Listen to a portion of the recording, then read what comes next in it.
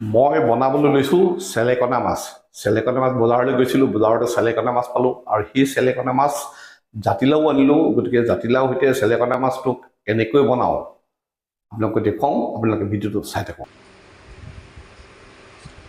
এয়া চাওক, মাছ লৈছোঁ মই। মাছ এই ছজনী মাছ একদম বাছি কৈছিলোঁ, 1 2 3 4 5 এই ছজনী মাছ ধুনীয়াকৈ বাছি একেবাৰে মানে হালধি কাশ্মীৰী সকলোবিলাক সানি ল'লোঁ। আৰু ইফালে লৈছোঁ জাতিলাও এটা। চাওক এইটো জাতিলাওটো অৱশ্যে কাটিলোঁ। চাওক দেই, এইয়া জাতিলাও এচিটা কাটি ল'লোঁ। কাটি লৈ থ'লোঁ। থৈ পেলাই আপোনালোকক এতিয়া দেখুৱাওঁ ইয়াৰ লগত আৰু কি কি লৈছোঁ। এয়া চাওক, এইখিনি হৈছে পাচলি কাটি ল'লোঁ। এই মাছৰ তৰকাৰী বনাবলৈ এই জাতিলাওডোখৰ এইখিনি দেখিছেনে, এই জাতিলাওখিনি কাটি ল'লোঁ। জাতিলাওৰ লগতে জলকীয়া অকণ লৈছোঁ। এয়া হৈছে বিলাহী দুটা বিলাহী ধুনীয়াকৈ টকৰ কাটি ল'লোঁ। আৰু এয়া দুটা আলুগুটি ধুনীয়াকৈ কাটি মেলি লৈছোঁ। এইখিনি এতিয়া মই প্ৰথমতে বইল কৰি এইটো কুকাৰটো ল'লোঁ। কুকাৰত এই গোটেইখিনি এতিয়া বঢ়াই দিওঁ। গোটেইখিনি আলুগুটি, জাতিলাও আৰু বিলাহী গোটেইখিনি কুকাৰতে ঢালিলোঁ।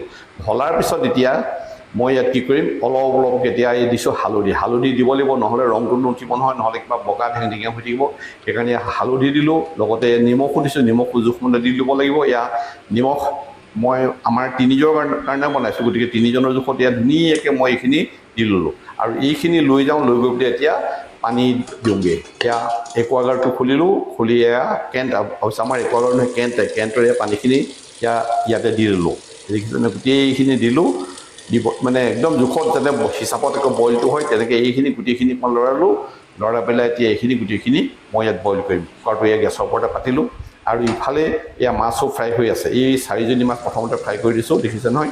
কাৰণ এই ফ্ৰাই পেনখনত বেছি নোজোৰে, এই 4জনী মাছেই জুইছে, কাৰণ দীঘল আৰু মাছ হৈছিলে 300 গ্ৰাম। 300 গ্ৰাম মাছ মানে আপোনাৰ 6জনী মাছ, এজনী মাছৰ ৱেইট হৈছে 50 গ্ৰাম। এয়া দেখিছেনে, এইকেইজনী ফ্ৰাই কৰিলোঁ 4জনী, আৰু এই 2জনী আছে অকণমান তেল বাকী আছিলে, সেইখিনি তেলতে এই 2জনী মাছো এয়া ফ্ৰাই কৰি লৈছোঁ। আপোনালোকে চাই থাককচোন, দেখিছেনে এয়া ফ্ৰাই হৈ গ'ল।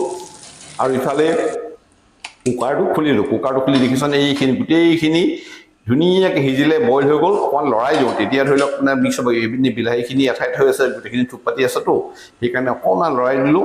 আৰু ইফালে কেৰাহীখনত এয়া তেল দিলোঁ। অৱশ্যে তেল দিলোঁ হয়, কিন্তু তাৰপিছতে কি হ'ল, ভিডিঅ'টো মোৰ বেটিয়ে কৈছিলে, বেটিয়ে মানে ভিডিঅ'টো অন নকৰিলেই। আৰু এতিয়া এয়া চাওক, তাতে পিঁয়াজ দিলোঁ, লগতে পাঁচফোৰণো দিলোঁ। এইখিনি দেখুৱাবলৈ নহ'ল মানে কি, আৰু তাই মানে অন নকৰাকৈ ভিডিঅ' কৰি থাকিলে, সেইকাৰণে থাকি গ'ল। এতিয়া দেখিছেনে, এইখিনি এতিয়া ধুনীয়াকৈ ফ্ৰাই কৰি লৈছোঁ। মানে আমি মছলা একোৱেই ব্যৱহাৰ কৰা নাই, অকল এই পিঁয়াজ অকণমান আৰু জলকীয়া দি পেলাই আমি মাছৰ আঞ্জা বনাইছোঁ। কাৰণ আমাৰ বয়সস্থ মানুহ, আমি এইবিলাক একো মছলা খাব নোৱাৰোঁ। আৰু এতিয়া এইখিনি বইল কৰা গোটেইখিনি এতিয়া ইয়াতে ঢালি দিম। চাই থাককচোন, এইখিনি এতিয়া এই গোটেইখিনি মই ঢালি দিওঁ। আৰু মই কৰি আছোঁ আজি, এতিয়া মোৰ বেটিয়ে মোৰ ভিডিঅ'টো কৰি দিছে। এয়া দেখিছে নহয়, এই গোটেইখিনি ঢলা হৈ গ'ল।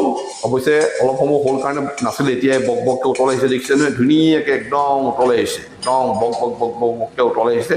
আৰু এতিয়া ইয়াত দিব লাগিব মাছখিনি। মাছ মানে মই আগতেও কৈছোঁ, আমি হৈছোঁ 3টা মানুহৰ কাৰণে। আৰু কি কৰিম, যে 3জনী মাছ এতিয়া ইয়াত দিম, আৰু 3জনী ফ্ৰাই কৰি খাম। এয়া চাওকচোন, এইখিনি একদম ধুনীয়াকৈ উতল আহিলে। আৰু এয়া ফ্ৰাই পেনখনতে এয়া মাছ আছে, 3জনী থৈ দিছিলে বেটিয়ে। এই মাছকেইটা আমাৰ বেটিয়ে ফ্ৰাই কৰিছিলে, মই ফ্ৰাই কৰা নাছিলোঁ বাৰু। এতিয়া এই মাছকেইজনী এজনীকৈ মই দি দিওঁ। আপোনালোকে চাই থাকক, দেখিছে নহয়, এজনী দিলোঁ। মস্ত দীঘল মাছ, মানে এজনীত 50 গ্ৰামকৈ মাছৰ ৱেইট হৈছে। কাৰণ 6জনীত যেতিয়া 300 গ্ৰাম হৈছে, এজনীত 50 গ্ৰামকৈ। গতিকে এই 3জনী মাছ দিলোঁ। দি পেলাই ধুনীয়াকৈ উতল আহিলে, একদম গোন্ধটো ধুনীয়া হৈ আছেগৈ। এয়া দেখিছে নহয়, এয়া হৈ গ'ল ইয়াত। আৰু এয়া এতিয়া মই এটা গোল নেমু লৈছোঁ। গোল নেমুটো এয়া চাওক, ধুনীয়াকৈ মই ফালিছোঁ। এই গোল নেমুটো ফালি তাৰ ৰসখিনি উলিয়াইছোঁ। দেখিছে নহয়, চেপি ৰসখিনি উলিয়াই পেলাই তাৰপৰা গুটি চুটি আঁতৰালোঁ। আৰু আপোনালোকক দেখুৱাইছোঁ, এই যে গোল নেমুৰ ৰসখিনি, এইখিনি এতিয়া মই মাছৰ আঞ্জাখনত দি দিওঁ। এয়া হৈ গ'ল মাছৰ আঞ্জাত এই গোল নেমুৰ ৰসকণ দিলোঁ। আৰু এতিয়া কেনেকুৱা লাগিছে আপোনালোকে ভিডিঅ' চাওক, মাছৰ আঞ্জাখন একদম সুন্দৰ ধুনীয়া মাছৰ আঞ্জা হ'ব।